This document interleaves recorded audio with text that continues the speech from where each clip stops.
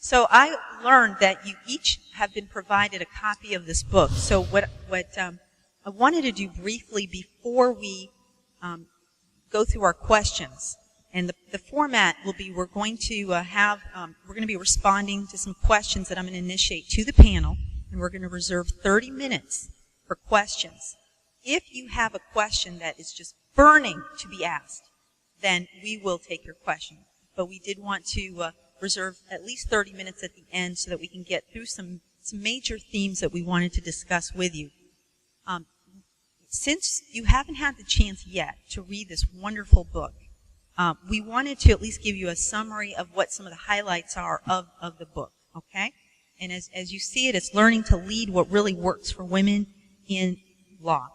And what I've done is try to I wrote down what I believe are some of the major themes, and then we'll ask our panelists if there's anything they want to add on the book. What this author attempts to do is distill several books on leadership, and she pulls multiple books, messages, themes, and ties it all in. So it's almost like this book is a synthesis of many books that she read and studied, and she tried to essentially spoon-feed to us what she believes were the recurring themes in many, many of these books. So she discusses the books, draws some information from the book, and then has synthesized it in several of her chapters. And then she interviewed many women lawyers and judges to get their personal story to see if some of the book's leadership wisdom tied in to their life. And so towards the end of the book, they're personal stories that are reflected in her book. Some of the major themes that I noticed she stressed are as follows. On power, leaders take power into their own hands. Leaders determine the course of their own careers. They do not passively stand by. Leaders make affirmative decisions, not always the popular decision. Leaders set their own timetable. Leaders should be authentic and optimistic. Leaders should have a sense of themselves and a positive outlook. Leaders should be true to themselves and not try to emulate others or copycat others when that conflicts with who they really are. Leaders know a single setback does not dictate the end game. And leaders aren't afraid to get out of their comfort zone and take risks. So those were, and I wanted to ask the panel, and we'll start with Lorna and kind of go down. Were there other themes that you believe she was stressing in her book?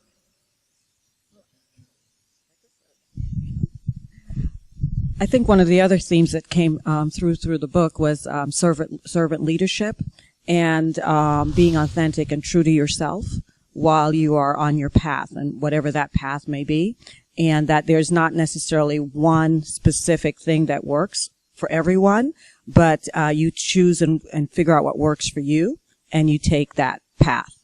So I think that's what came through also for me in reading the book. Thank you.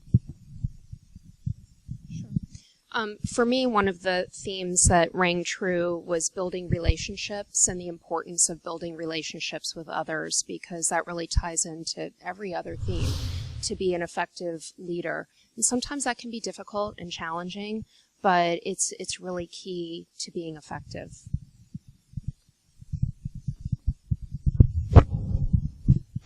One of the overarching themes that I found to be meaningful and was very consistent was a significant shift in the view of old school, they called it old school rules, how we believe that women should lead in the past versus the current model of how women should lead. An example of which is previously women felt a need to be modest, right? And that was the way we should show up. Whereas the current rule is more projecting personal power.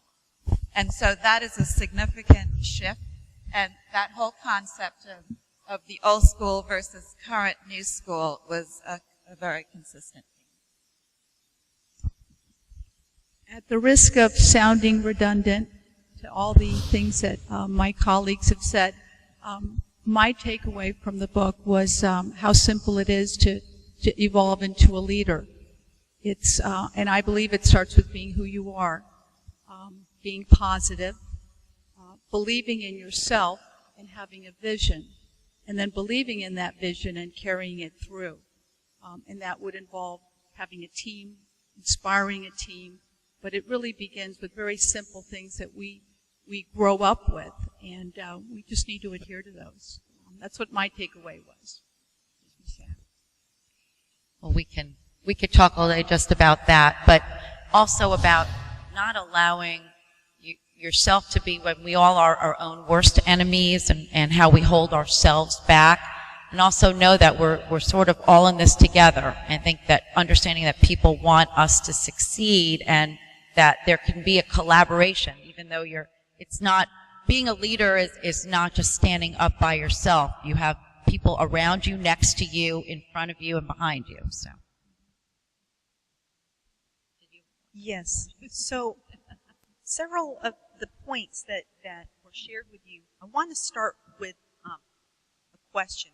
And when we were discussing our presentation, we noticed that many of us on the panel, and I'm going to direct these questions to the audience first, and I'm going to list them. There's almost a generational difference. So, for instance, I associate with more of the old school leadership style, which falls into stereotypes that women are held to. One of the old school stereotypes that women should be is modest. You're not a good leader if you brag on yourself and you talk yourself up. You shouldn't do that. Other people should talk you up, and you'll be noticed, and then you'll be moved by someone else into a leadership role.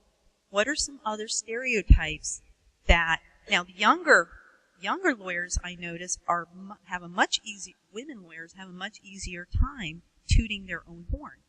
But let's talk about stereotypes. In chapter 2 of this book, there's an entire chapter on stereotypes. So what other stereotypes do women lawyers, or women generally, have when they're aspiring to move into leadership roles? How do they have to act? So besides modest, what else can you think of? Yes. Play nice.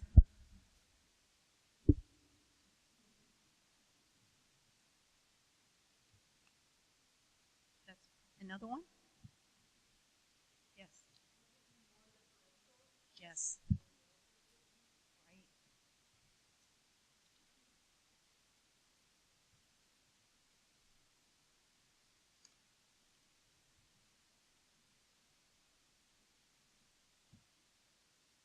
What about, go ahead, that's on it. Any on this side? You're quiet on that side. Yes.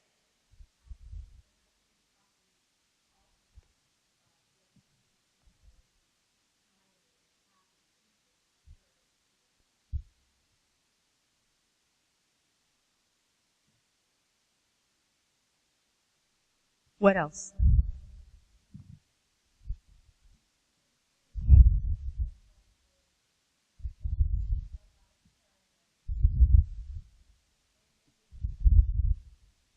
Differential. Mm-hmm. Mm-hmm.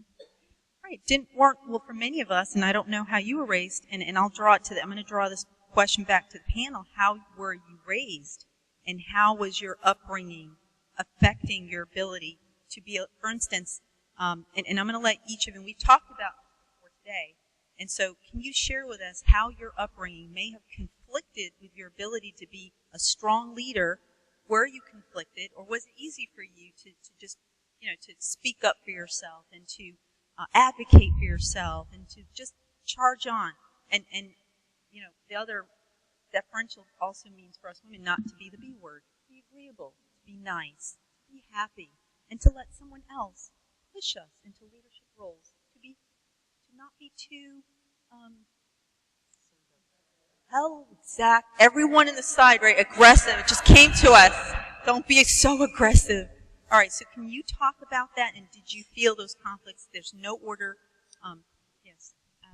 Well, I'll just be assertive, won't I? I don't really need a microphone, if you know me. So my upbringing did not hold me back. That's just because that's the household that I grew up in. So it sort of helped me with my, right, Tracy? Helped me with my leadership style. So I was told to, my personality, which is big, was embraced. So it really, I was very fortunate, and maybe I went a little bit over the edge and maybe a little bit too big and aggressive sometimes. But so I was very fortunate that was my upbringing, and I was told to, if you want something, then you ask for it, and you be yourself, and we're supportive and we're behind you. So it has helped me move in a direction to be able to lead in different organizations. So I'll take the opportunity to share a contrary experience. I was born and raised in Kingston, Jamaica. Jamaica is a very patriarchal society, and I was raised to be very quiet, kind of only speak when spoken to. And I recall when we were growing up in our teens, I had a younger sister who, for some reason, was not content in following in that pattern. And she used to be very vocal about her desires to do things. And my father would hold my hand and say, I don't think she'll ever get married. I don't know what she's going. So, needless to say, she is actually a very successful executive at this time. But it took me a while to get out of that, feeling of the need to be quiet and speak only when spoken to. And I think that is something that's, even if we're not raised in that type of society, I think that's something that's very common for a lot of women that we really have to overcome. And it is a difficult thing. Just by show of hands, how many of you were raised to be seen but not be heard from? Okay, so quite a few. And how many were more of the family upbringing where just be yourself and be aggressive and speak your truth and it's okay? Yes. Yes. And what's so interesting is it is amazing when you study leadership styles and how your upbringing affects you so much. And so can we hear some more comments on that? I was raised with 3 brothers, and I always was one of the boys. And so when I got into the legal profession, and even in some of the questions that were posed about, well, how do you handle men, being in an all-male world, which when I started law was a little bit like that. It's never felt unnatural to me to be in a group of men because of how I was raised, with whom I was raised. So that was kind of easy for me. I had 2 younger brothers, and we lived in a neighborhood where there was a bully who everybody was afraid of. And while I was raised to be a lady and take piano lessons and ballet and such, I remember one day I came to the park and my younger brother was being severely beaten by this bully who everybody was afraid of. And I just went over there and I beat the living daylights out. And it taught me something about myself that I didn't even know, and that's that I don't like bullies. And what I do now, I represent plaintiffs who've been injured or killed as a result of negligence. We go against big corporations, which in a way is just an extension of representing the little guy against bullies. So I think that experience, I was forever labeled as the bully killer in our neighborhood, and it was, it wasn't something that I looked for, and it became my reputation in the neighborhood. So you don't always know. Sometimes you're thrust in a circumstance, and that brings out something in you that you didn't even know was there. So just a little point from my background. I think my background is a little bit more similar to Juliet. I'm also Caribbean American. I was actually born in Jamaica, West Indies as well, and grew up from my middle age years here in the U.S. Naturalized citizen, and I'm happy about that. However, it was definitely a patriarchal society, but I had also a mother that had worked outside of the home and very much encouraging me to speak up and be myself. And so inside of that, in the house, I was always, I'm the middle child, older brother and a younger brother.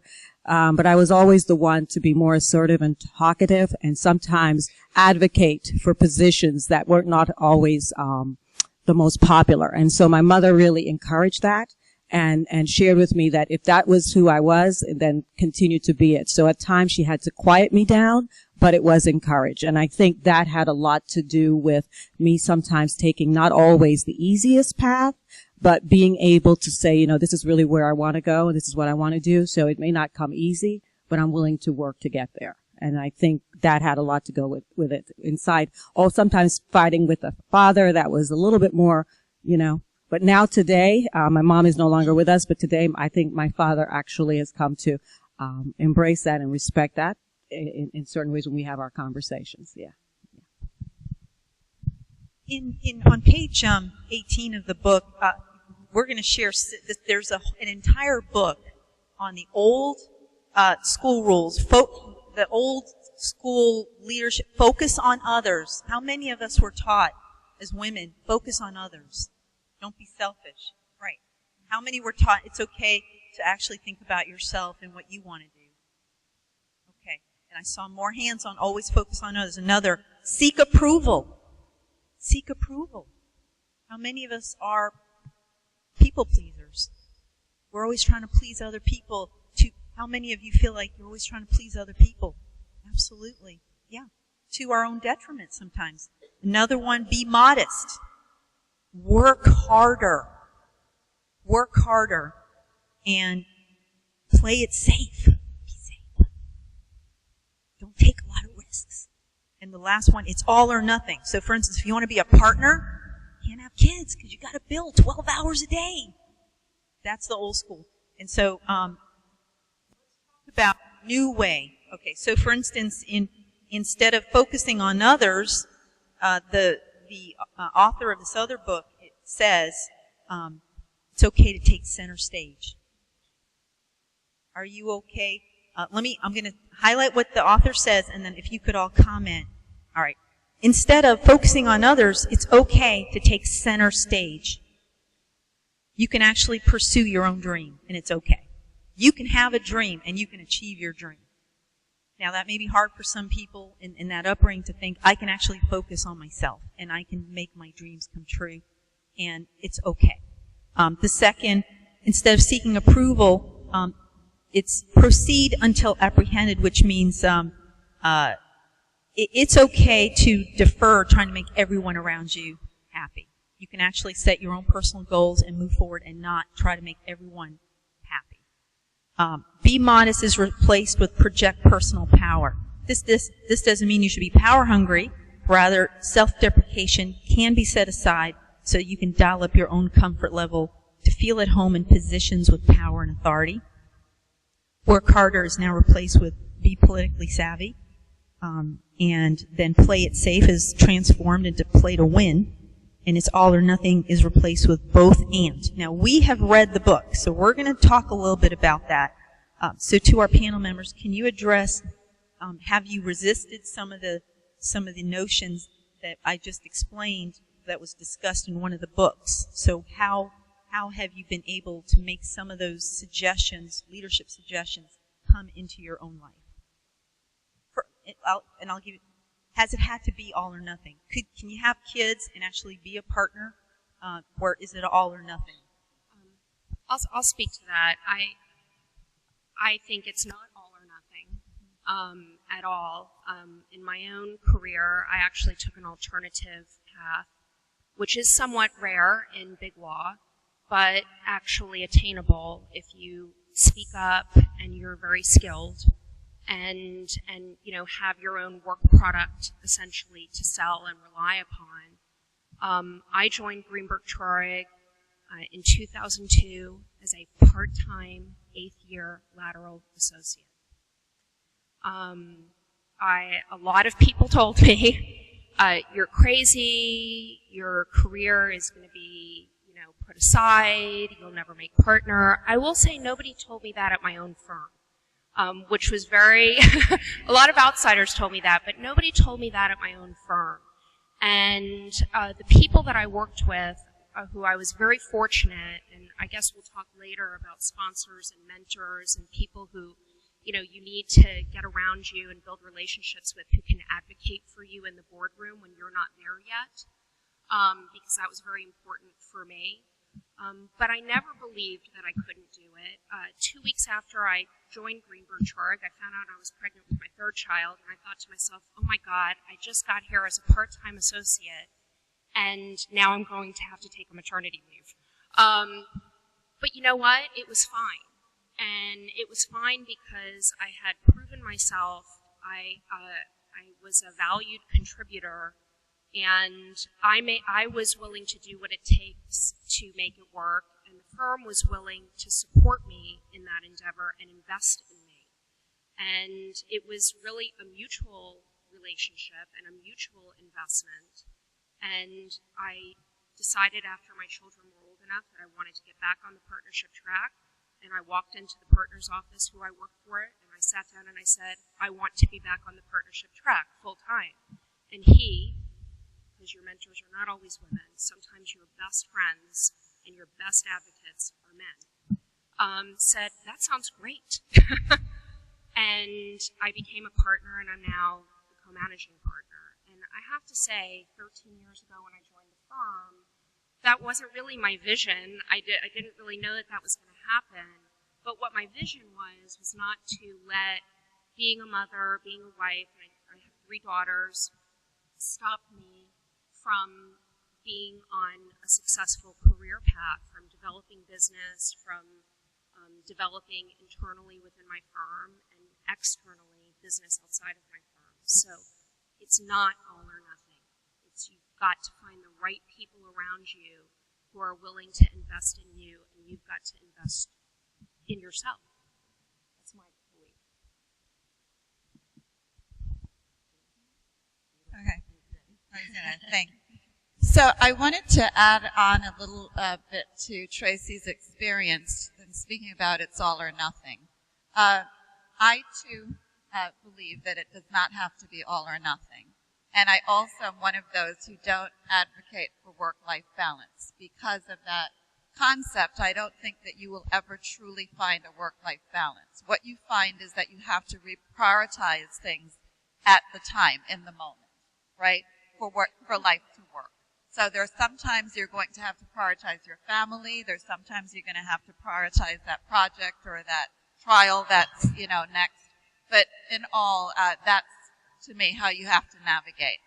I wanted to share that when I ran for the Young Lawyers Division president, at that time, I had and I have to say that the Young Lawyers Division board was then constituted of approximately 50% men and 50% women. So we were very progressive, I thought, until I ran, and many of my colleagues, men, would come up to me and say, I had just had, I was pregnant, actually, when I was running. And many of them said, you're going to be a new mother. What are you thinking about? And I was finding more and more of them actually had stay-at-home wives.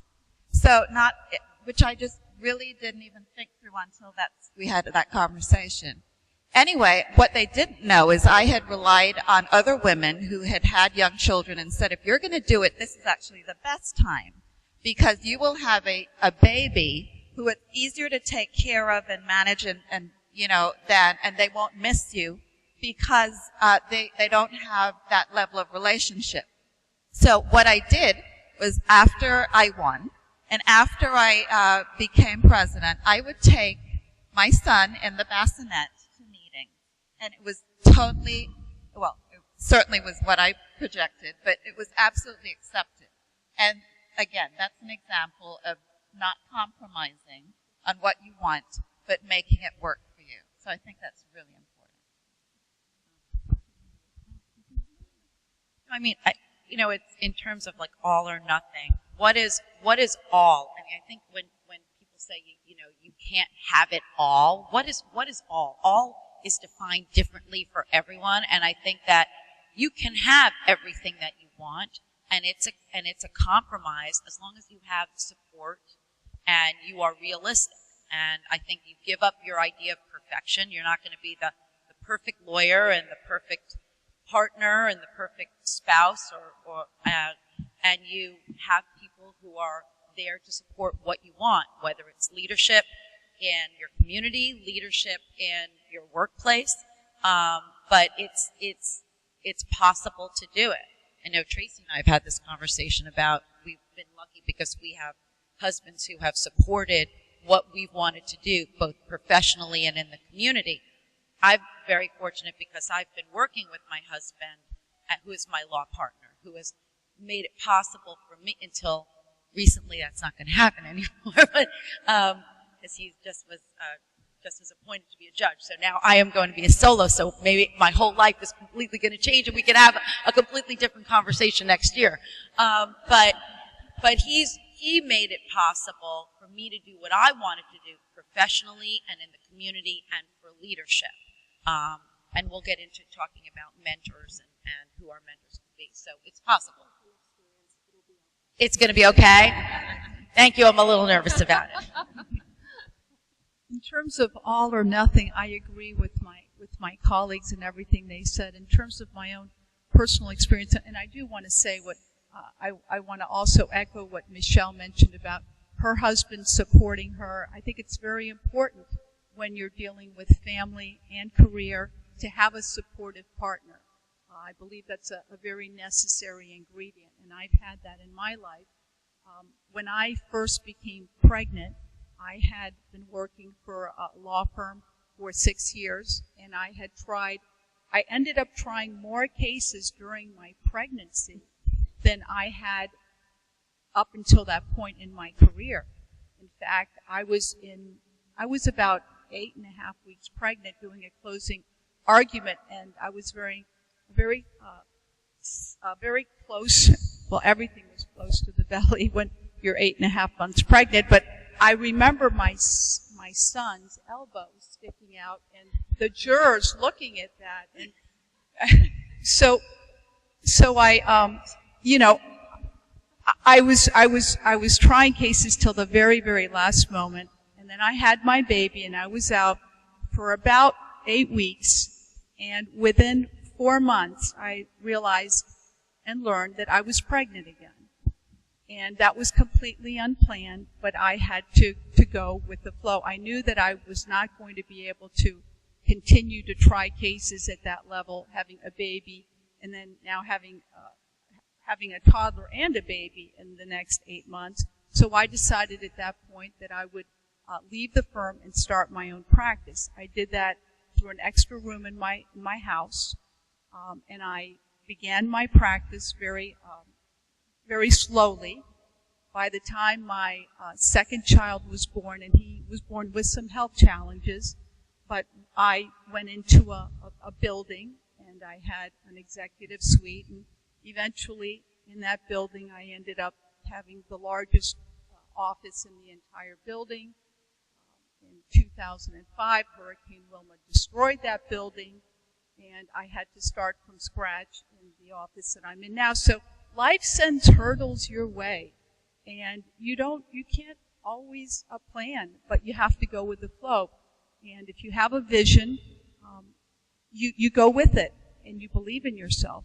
And going back to the question, which I think I digressed from a little bit, can you have it all? Certainly, but you have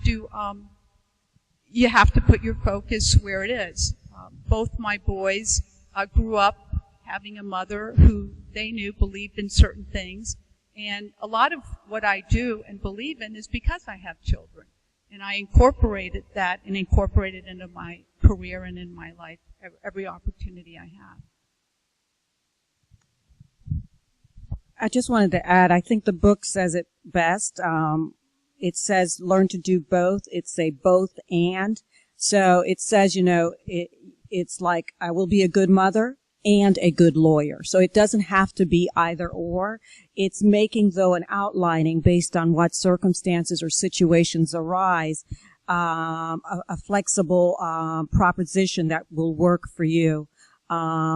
Unlike these other ladies, I didn't have any children, but I think there were choices and things along the way that came up and challenges, and I too had a very supportive husband who said, if that's really where you want to go, then I support you. And then we may have to make some changes along the way, but changes that work and will lead you there. So I think just being willing to say, it doesn't have to be either or, it doesn't have to be but, it can be both and finding a way and being flexible enough to make that work for you.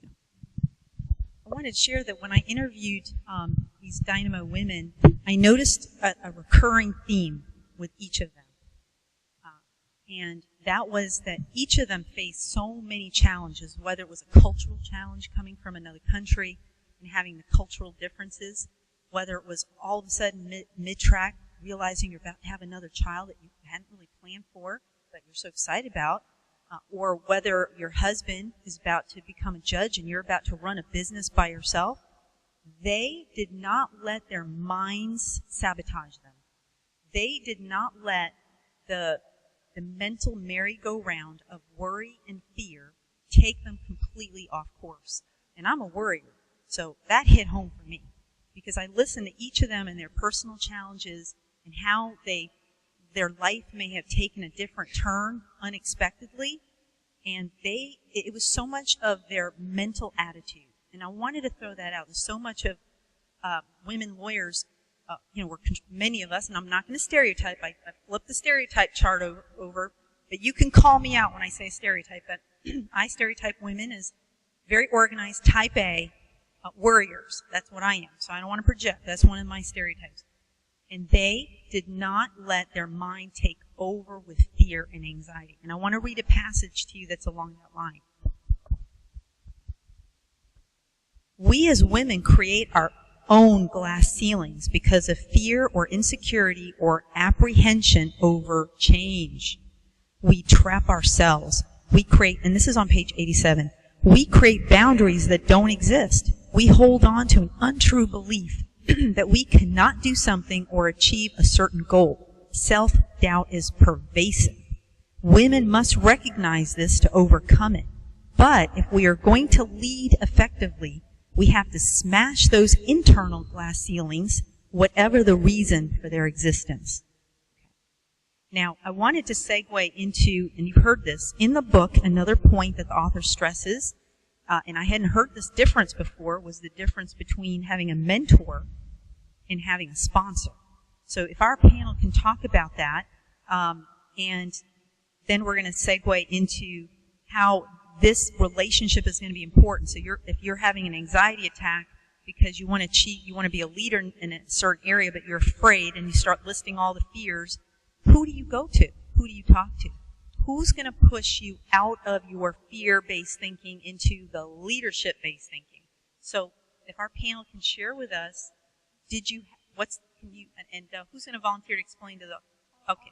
So Tracy will tell you what the difference, according to this book, between a mentor and a sponsor, and if you could also share, did you have somebody that played the respective roles in your life?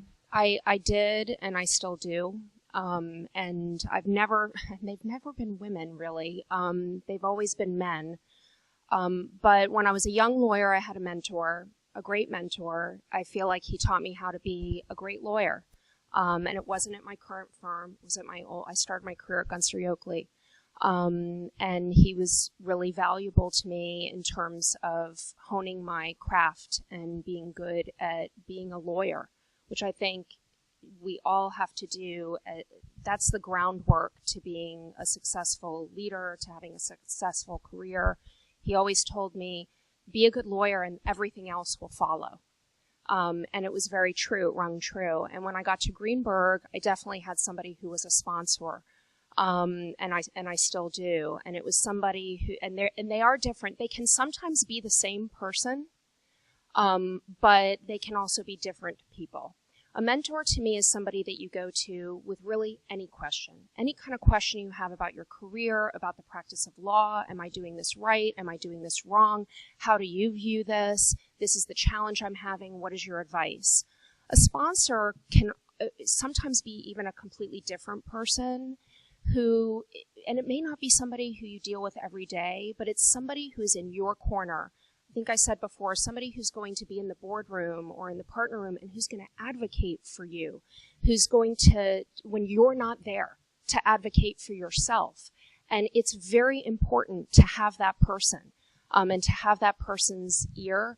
One book I would recommend for everybody here, my key client is Morgan Stanley. And there's a Morgan Stanley managing director named Carla Harris.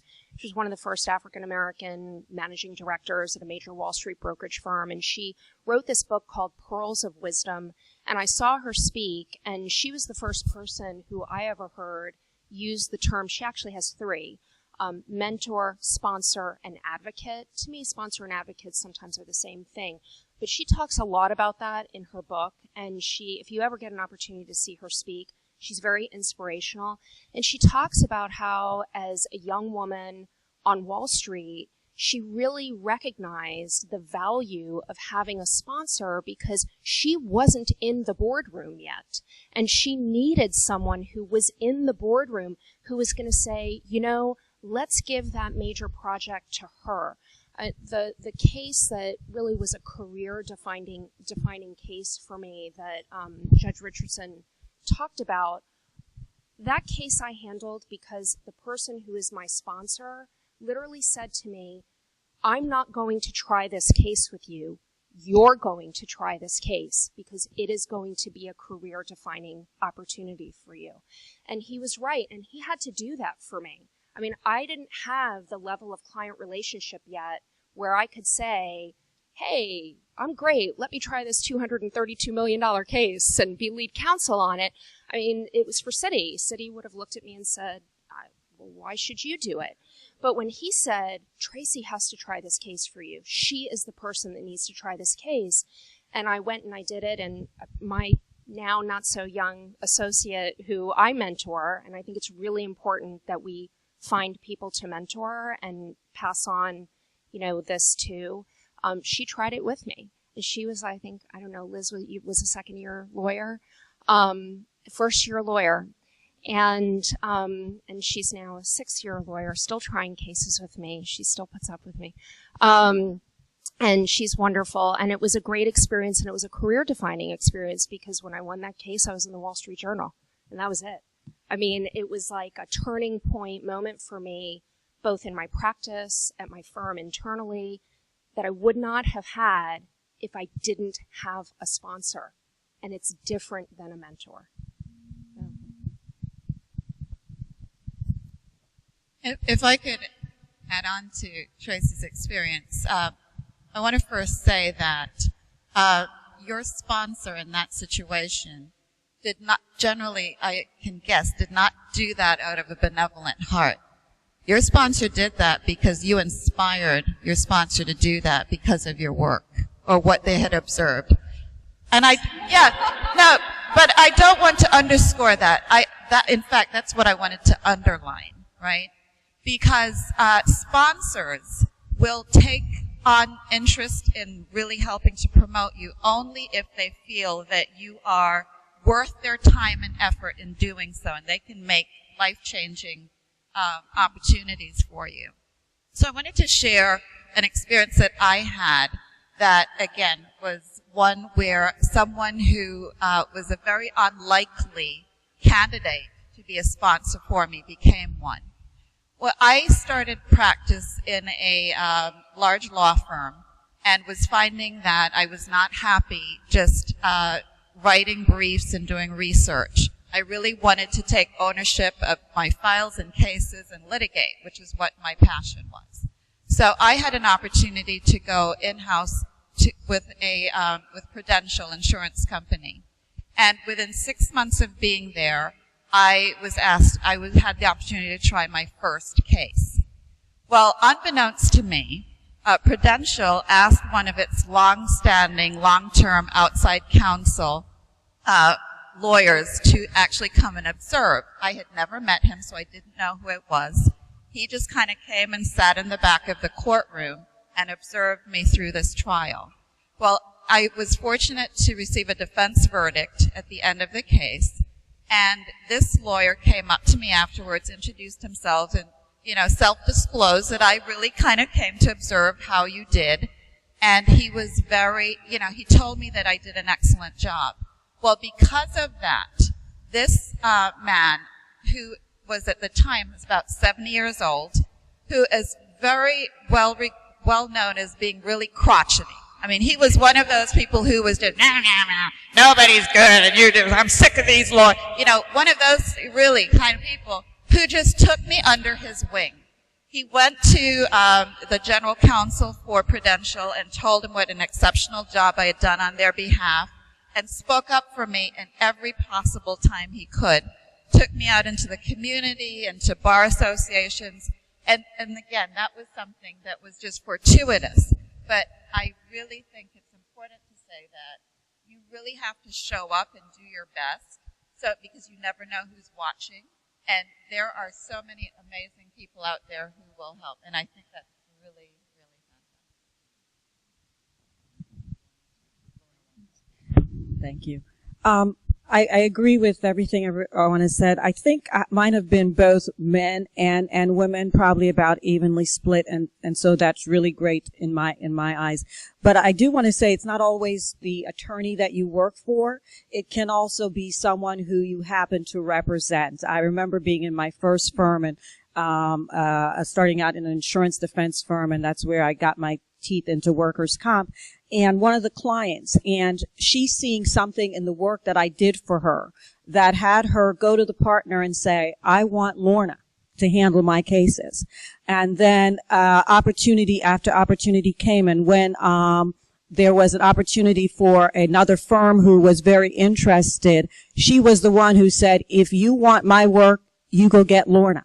So it doesn't always have to be that attorney in that office, but I think how you show up, as Juliet says, when you're trying the case, how you do, can have that client be the one that speaks up for you. And so when I did take that leap of faith and left that firm, she made sure that I continued to get work and that I continued to be the lead. And so that has been the focus of my path. And then when I said to someone and sharing your vision, I'm going to talk about that and having followers, but I think that has to do more with sharing your vision. And I was sharing my vision of having my own firm, and someone who doesn't practice law, and again, I was sitting on a board with him, and he said, I'd like to help you do that. And I will support you, and I will get you the financing you need to go out there and do it.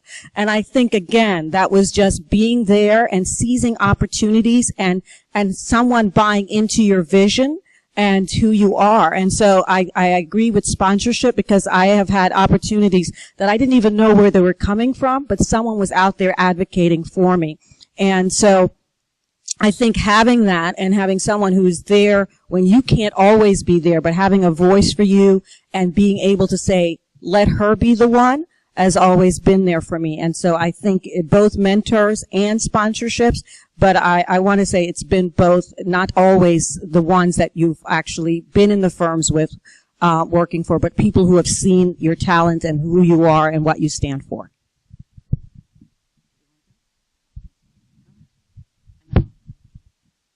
I agree so much with everything that everyone has just said. When you strive for excellence and others observe that, you're inspiring. When you behave professionally, courteous, and kind to others, people see that and they notice you. When you do the right thing for the right reasons, you're being a leader. And when you exhibit leadership qualities because you're doing what you do, striving for excellence, it will draw people to you that will become sponsors or mentors for you unbeknownst to you. In my particular circumstance, the law firm that I went to work with, Sheldon J. Schlesinger, he inspired me to love what I do now, which I hope to do for the remainder of my life. During the course of my working with him, I had an arbitration with Henry Latimer, who sadly is no longer with us. And he was an arbitrator, a retired judge, and a wonderful leader in the community. When I left the firm and started my own practice, he reached out to me. I had had only one encounter with him. And he began to encourage me to become involved with the bar. The year before he tragically passed, He was on the Board of Governors, and he had me appointed to both the Supreme Court Commission on Professionalism as well as the JNC. But throughout those few years where I was starting my own practice, unbeknownst to me, he would send me these one-line letters, which I'm sure most of the people here knew Henry, and he was very dear that way.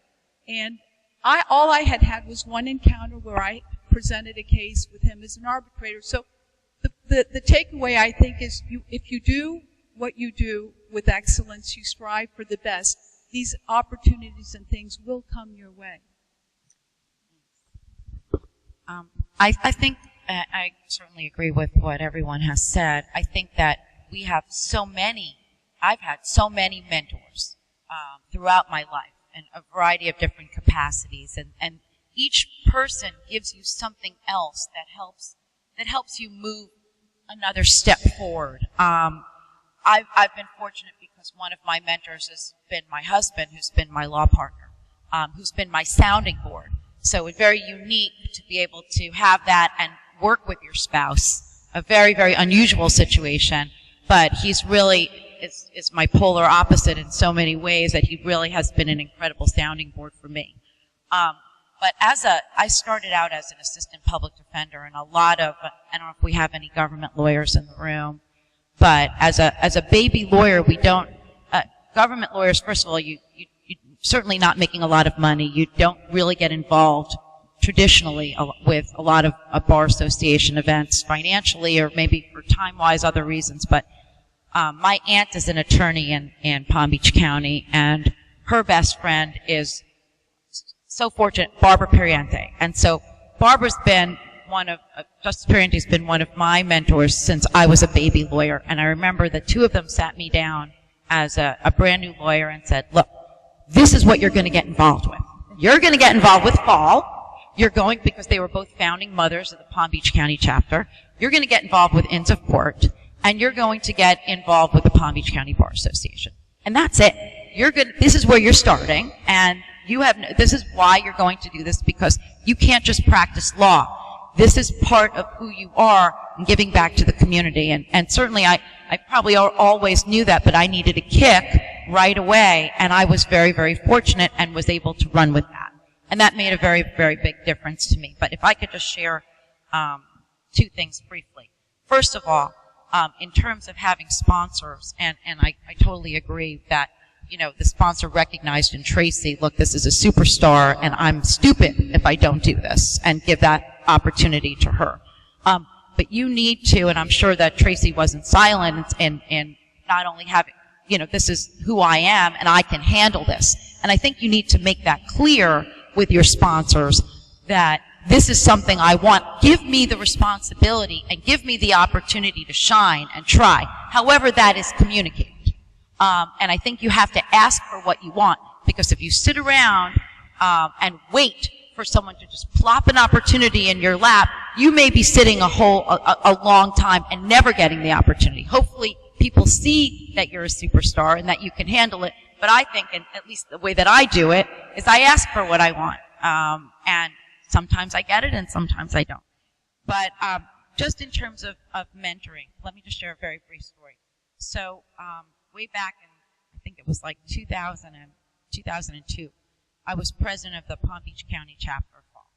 And there was a place called the Florida Institute for Girls. It doesn't exist anymore. And it was where they housed the most violent female offenders, juvenile offenders in the state of Florida. And it was an important facility because there was really a need, because female juvenile offenders are very different than male juvenile offenders for so many reasons, of course.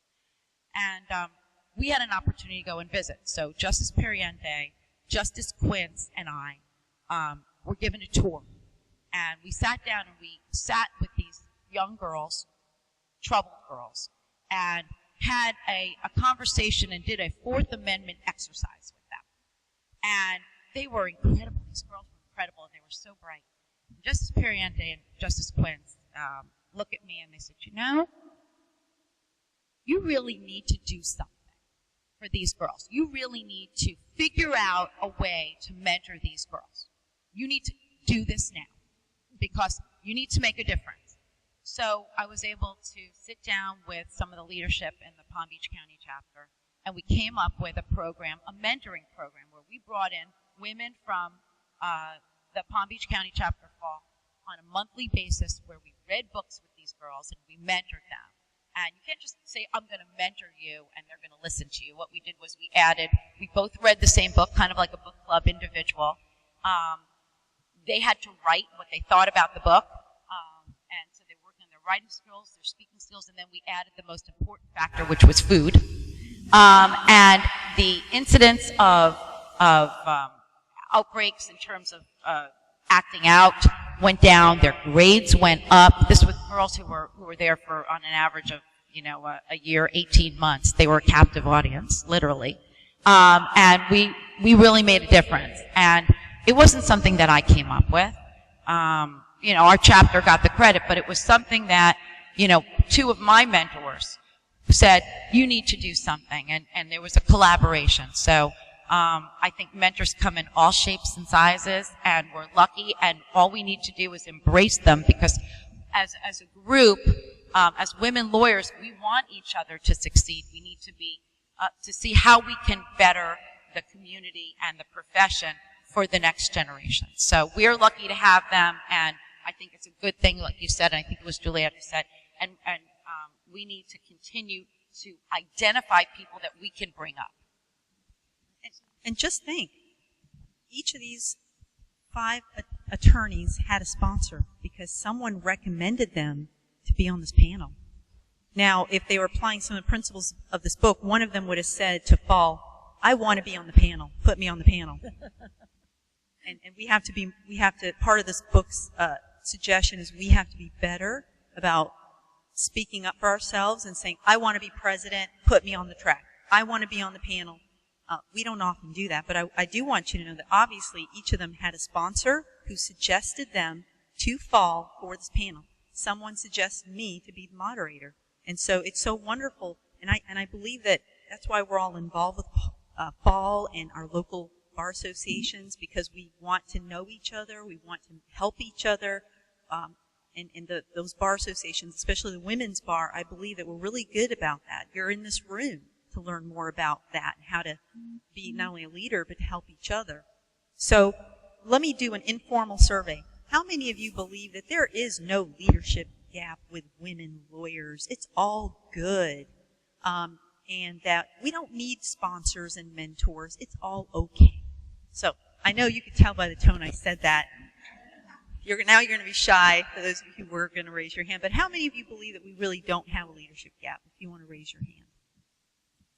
I know I set that up, didn't I? So, okay. All right. So yes, we have a leadership gap. Some of our panel members, I asked several of our Board of Governors reps to research for me how many women are on the board. For instance, let's just start here. We're at a Florida Bar Convention. Well, how many Board of Governors are there that are women? Let's talk about diversity. On my end, I did a little bit of research on women judges, okay, and so let me give you this data. County court, 66. This is like now. 66% are men, 34% are women, and this is county court. Circuit judges, 70% are men, 30% are female, and in the entire state, there are only 2 women chief judges. And I counted, we researched, there are 38 counties with no female judge at all. In Florida, 38 counties, no female judge. The Florida Commission on the Status of Women, please know that this is something that they've been alerted to. And they are looking into the lack of diversity in the judiciary. And so the Commission on, is anyone in this room on that? The Commission, okay. So please be aware there is a commission, a statewide commission on the status of women, and they do look at issues like this. And if there are other issues that you want them to study, you just contact the chair, and they will, decide. The panel, the group will decide if they'll take it on. These are issues that they look at. In 2012, in one of their 2012 reports, the Florida Commission on the Status of Women found that looking at the judiciary as a whole, 80% of our judiciary from 2012, 20% were women, 80% were men.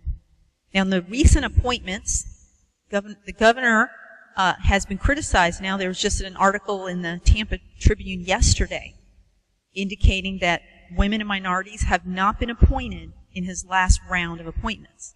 So whether it's the District Court of Appeal, Circuit Court, County Court, we're actually losing seats. So where we may have had 2 steps forward, we're actually going back.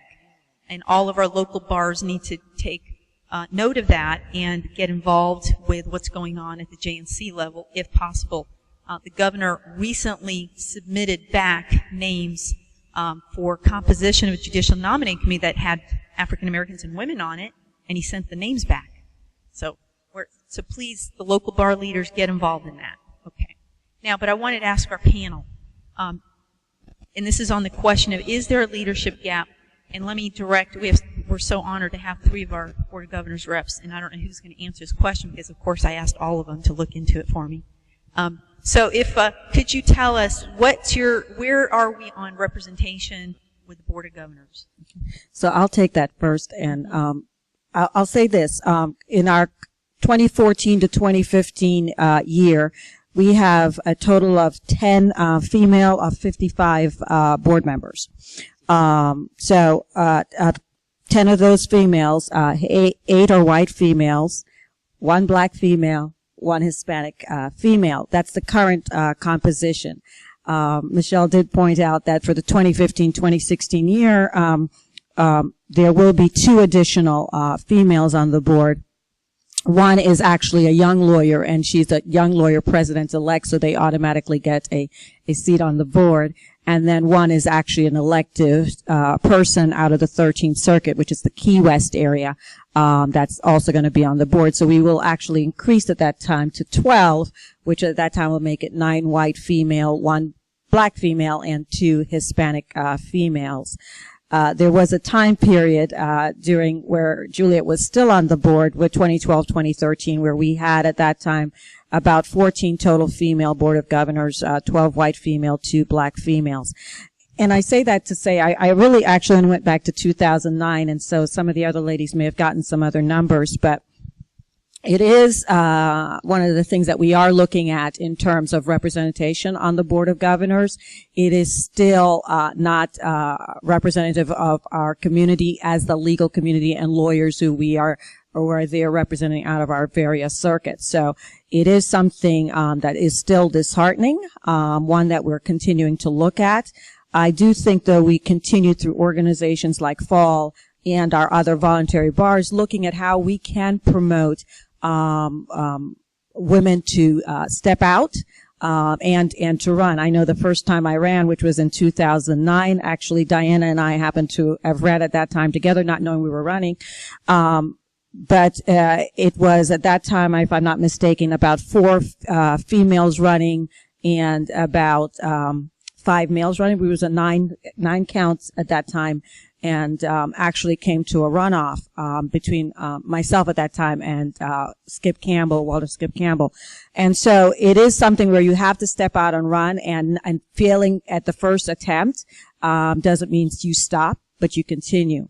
But I would say right now we're probably about 19% of the Board of Governors is female. Yeah, and just in terms of, I'm sorry, Robin had something to say. Oh, yeah.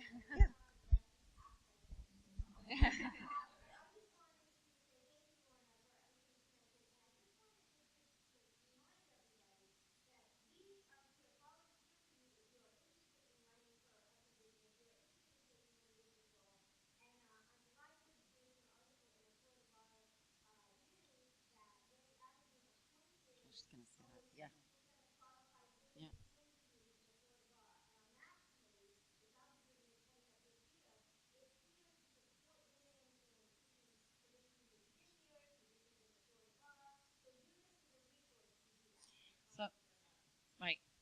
Actually, I was just going to say what Robin said about President Abedin appointing more women to standing committees than have ever been appointed before, which is significant. But you can't get on a committee if you don't apply for a committee. And so what's important to note is if you want to get involved on a Florida Bar Committee, how many people have never served on a Florida Bar Committee? The majority of the room, vast majority of the room, has never served on a Florida Bar Committee. And if you are interested in serving on a Florida Bar Committee, first of all, go on the Florida Bar website and look and see what the committees are that you would be interested in that maybe you'd be qualified for. And if you want to apply, you'll see the application process, I believe, is in January. Contact one of us on the Board of Governors so that, because there's certainly a greater number of individuals apply that can be appointed, so that we can put a bug in the soon-to-be, our next president will be Bill Schifino out of Hillsborough, his ear to say, you need to appoint this person who's never served before. That is significant. We have only had 5 female presidents of the Florida Bar, I think, in the 57 years of the Florida Bar's existence. I hope that we're going to have more, and we will have more. And we have, I think, more women who are going to be chairing Board of Governors committees this year than ever before. So it's something that is on the radar of leadership. And if you are a chair of certain committees on the Board of Governors, you get to serve on the executive committee, which is important, and that's leadership. So that's where we are seeing more women. And so things are definitely looking up. And what's wonderful for fall is fall has a non-voting seat on the Board of Governors and has a voice there to make fall's position known. So it's been a wonderful thing. I wanted also to share some numbers for the Young Lawyers Division. So when I served as president of the Young Lawyers Division, that was in 2002, 2003, I also had a seat on the Board of Governors. At that time, there were only 5 women on the board, myself included. So I wanted to share the good news that there has been progress. So in the last 10 years, we've almost doubled those numbers, right? It's still not where we would like to be, but I think it's really important to know that progress has been made. The other side of that was when I served on the YLD at that time, Lorna was also on the board with me. We had approximately 50% men and 50% women. We have had, the Young Lawyers Division has had I was the 3rd female president, and the board since had 4. So we've had 7. So that is also good news. Again, always a need for improvement. But the last thing I'd like to say is we've observed, unfortunately, a drop in the number of female lawyers on the Young Lawyers Division, which I found to be surprising. So now there's only 35% of that board that are women. And so I really want to encourage those of you who are 35 and under to consider doing that. It's an incredible opportunity for leadership exposure and really grooming yourselves to further leadership in the bar. And they need you. They need you. And for the bar leaders in the room, remember that half of us raised our hands that would be uncomfortable in tooting our own horn. And so for those bar leaders who were on the other side of the room who raised their hand and said, I'm not shy, well, find the shy ones, the old school folks, and ask them. And for the old school leaders who don't want to boast or don't want to be of that ilk from their upbringing, get out of your comfort zone. I had to, when I ran for public office, it was the most terrifying thing I've ever done, but I got out of my comfort zone to achieve a dream to serve on the bench. And so if there's one thing that everyone comes out, walking out the door, is get out of your comfort zone and try something new and be the leader that is inside of you. And there's a quote, and Lorna, I want to come back. And I'm going to read it when, I'm going to look for the quote, and I want Lorna to finish on some statistical data for you. But again, there's a quote about how powerful we are. And so we can't always count on other people to be our sponsor. Be your own sponsor, and it's okay. Yes, thank you. I just wanted to say, currently I think Juliet and I was having this discussion that the Young Lawyers Division right now is only made up of 35%. So although we have seen strides, I think sometimes we're taking step backwards. And I have my own analysis of why that is. But I say sometimes we've got to do what I'm certainly have a husband. I love him, and I've had two brothers, right? But I think sometimes we have to do what men do. And men open doors for other men. And so when I was a young lawyer, and I don't mind saying this, and I was on the Young Lawyers Division board, I looked for women who I thought had the ability and wanted to be on that board. And as a matter of fact, when a seat came open in Dade County, because I was on the board, I went to Juliet and I said, "You've got to run. You mean, there is no woman out of Dade County. You have got to run." And so it took taking a step forward and for her to say yes and putting her name in, but she did it. And I think sometimes we as women don't do that. And so I've made it a personal goal that if I hold a seat and I am no longer going to hold that seat, I'm looking for a woman to come and replace me. And I may have to go to a number of them and have a conversation. But I'm not going to wait till the moment I'm going to leave that seat either. I'm going to start to take the process by hand, and I'm going to hopefully work with you so you can get, because we've got to be realistic. Sometimes we need some men behind us too who are willing to raise their hand and go out there and vote for us. And so when I was running, I went to a lot of male partners in firms, and I made it known that this is what I wanted. And I got to their doors. And so I think we have to start as a sisterhood taking that step. If that seat is going to be left by you and open by you, start looking before you leave that seat as to someone. Now, they may not win, but I want to know that I at least made that effort and open that door for them to walk through. So I don't have it wanted to stop with me. And I can only speak for myself, but when I left that board, I was actively looking for a woman to take my spot. And I want to say, when I did leave that board, not only did a woman take my seat, but two other women came on. So it is not something that's not doable, but you can be the one to step out. And when you know that there is that opportunity, I hate to say it, I may be saving that seat for another female, but I don't have a problem doing that.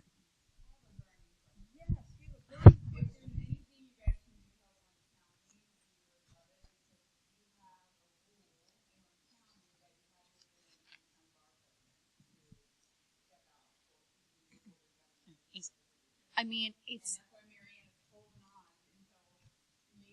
well, it's not. So, well, can so.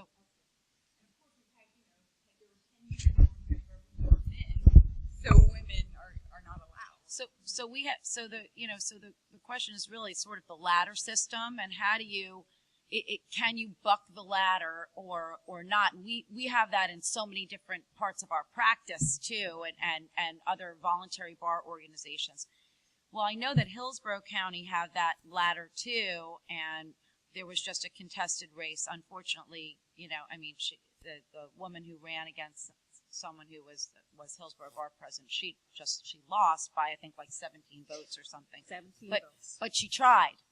And it's a tough situation. And when you say it's not a hard and fast rule, but it's what the community has always done.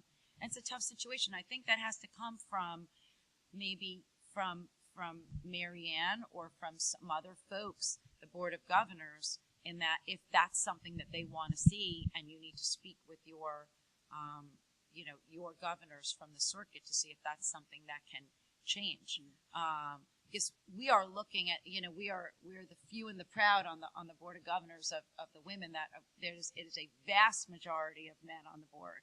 And the more women leaders we can get, the more future women presidents that we can get to lead the Florida bar. So, but that's a tough situation. It is. Can I add, there was also a rule in Broward County. It's no longer a rule in Broward County. You just have to be the one person sometimes willing to get out of your comfort zone and take a risk. I want to say that had been a rule for a number of years. Until someone, and it wasn't me, but there was others before me that said, you know what, we're not going to do that anymore. And so, again, you just have to sometimes take a risk. Neither Diana or I were presidents of the Broward County Bar Association. Now, I was president of the Young Lawyers Division of Broward County Bar, but I then went on to the state level and kept being at the state level.